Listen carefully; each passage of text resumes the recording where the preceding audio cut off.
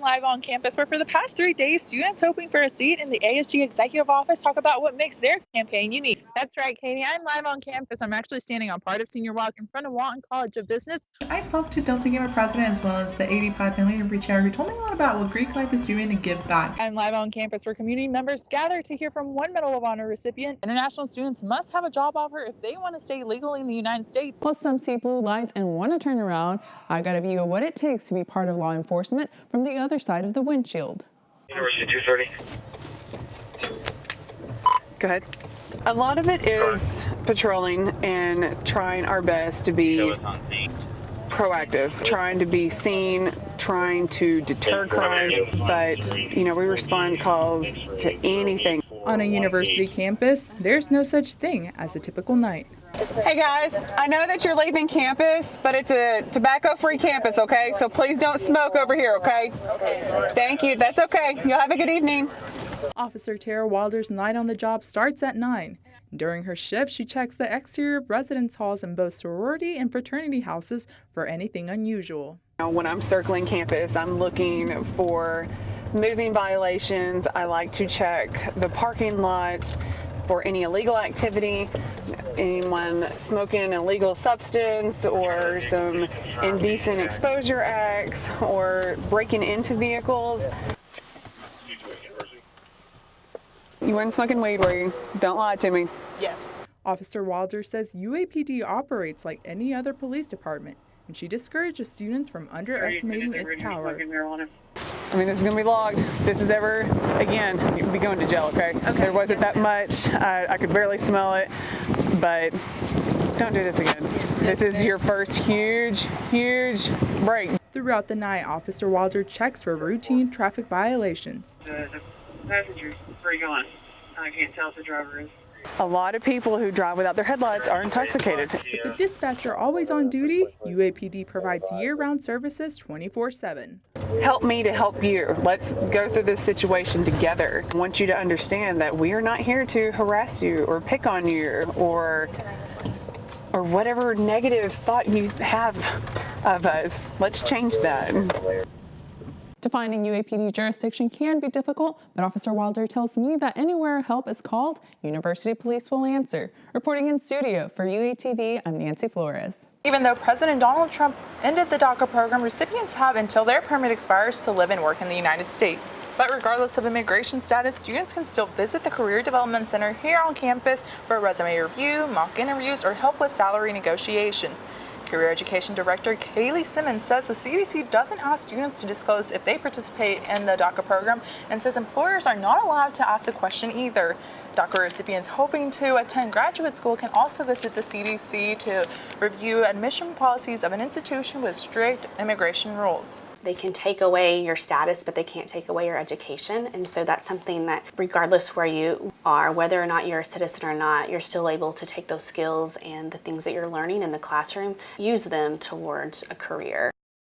Take a look at this map. It shows where students can find immigration services here on campus, including the School of Law, the Multicultural Center located in the Union, and CAPS found at Pat Walker Health Center. The University of Arkansas School of Law offers an immigration clinic which will be able to help some immigration questions be answered. Reporting on campus for UATV, I'm Nancy Flores.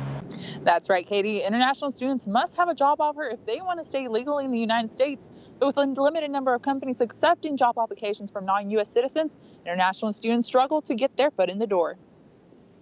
I'm not gonna give up just because it's hard right now. It's been hard all the time. In 2014, international student Macarena Arce came to Arkansas from Lima, Peru.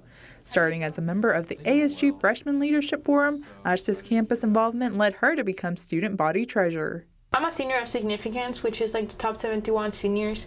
And then this semester I got elected as a Razorback Classic. I'm really excited about my awards, but it also sucks saying I'm one of the top 10 women in the university, but I still don't have a job. Asha says she remembers attending a career fair her freshman year and seeing 50 companies offer sponsorships for international students.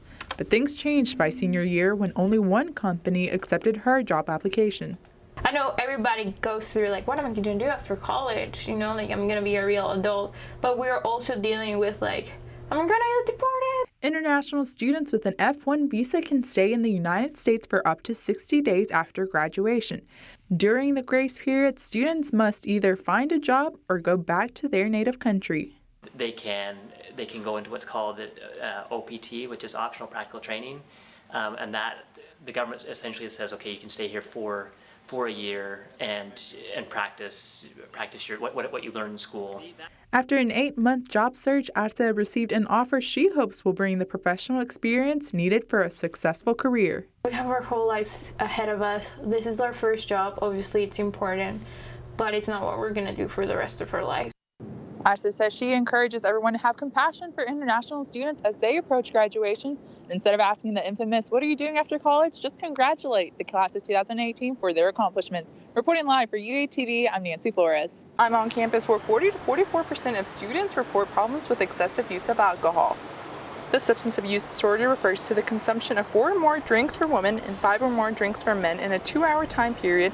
To bring attention to binge drinking, the University of Arkansas adopted Alcohol EDU, in which the program must be completed by all new students. The follow-up resources will be available this fall to sophomores, juniors, and seniors. The purpose of the course is to teach students strategies to deal with hostile situations where alcohol can be a problem. The biggest issues we have are pre-gaming, taking shots, and playing drinking games, because all 3 of those are you're consuming a large amount of alcohol in a short period of time. In case of medical emergency, students can call 911 without the fear of a sanction from the U of A.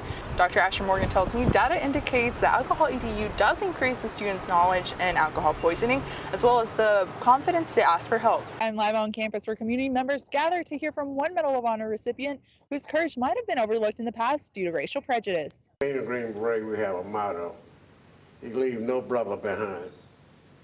And we do whatever it takes to take care of each other. Sergeant First Class Melvin Morris received the Medal of Honor for leading an advance across enemy lines in the Vietnam War and bringing back a fallen soldier.